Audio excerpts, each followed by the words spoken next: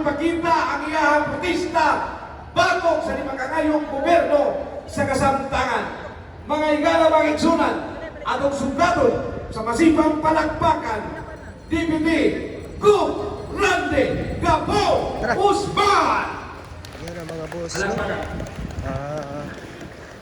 Nagtipon-tipon ang taga-supporters ni PRRD karong adlaw tungod sa anniversary sa pagdakop siya kan atong pagdala siya ngadto sa Hague o mag-isa ka tuig niya karon. Maong nagtipon-tipon ang yung taga-suporta karon diya sa Davao City.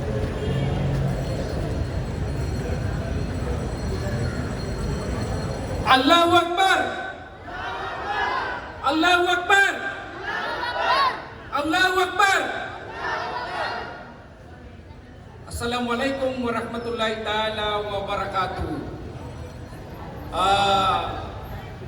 Ito pong pagtitipon natin dito ay hindi isang tao ang nag-organize nito, kundi tayong lahat na nandito sa Davao na lumakad po sa hustisya ng ating Tatay Digong.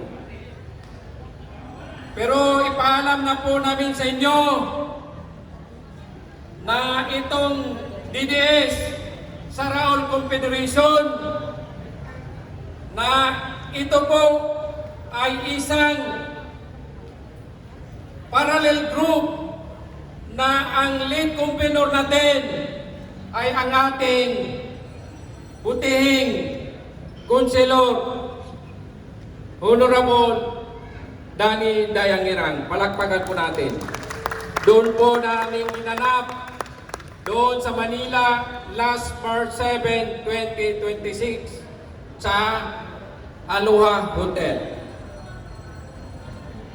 Ito po ay isang taon na gikidnap si Tatay Digong.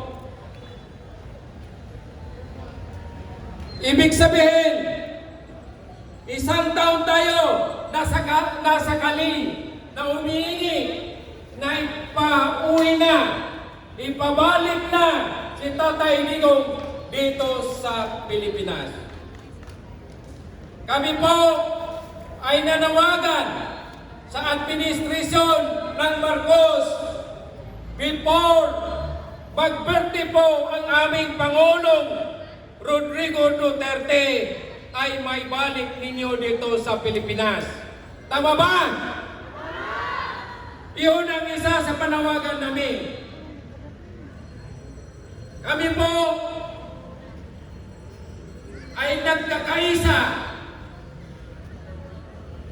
sa lahat ng mga Duterte, lahat ng mga sumusuporta, lahat ng taong bayan na Pilipino na talagang gusto nila ang kapayapaan, tayo po ay hindi ihinto hanggang hindi ibalik sa atin si President Rodrigo Duterte. Paalala po na ito ngayon nag-file nila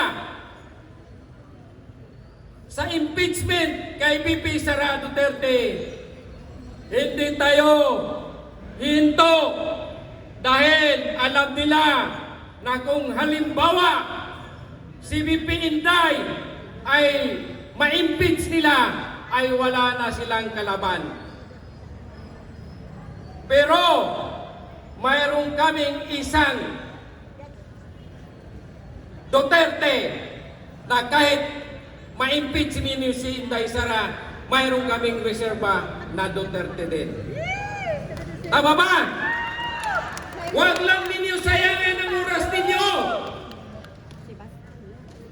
Kasi ang mga Duterte ay pangmasa. Para sa masa. Tayo po ay nanawagan na ihinto ninyo ang impeachment sa aming VP Sara Duterte. Kayong mga quadcom dyan, mga Committee of Justice, huwag kayong maniwala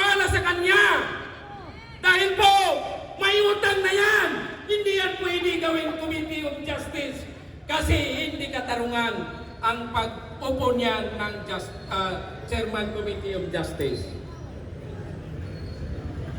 Huwag po kayo madala sa pira dahil kawawa po ang ating mga susunod na generation. Pero mo, ang daming mga confidential fund dyan na pinakamalaki. Si Marcos, 4.5 billion. Si Remoldes, si Saldico, si Luis Tro. Bakit itong maliit na confidential fund ay tinitira nila? Kasi mayroon silang personal interest na tanggalin si BP Duterte.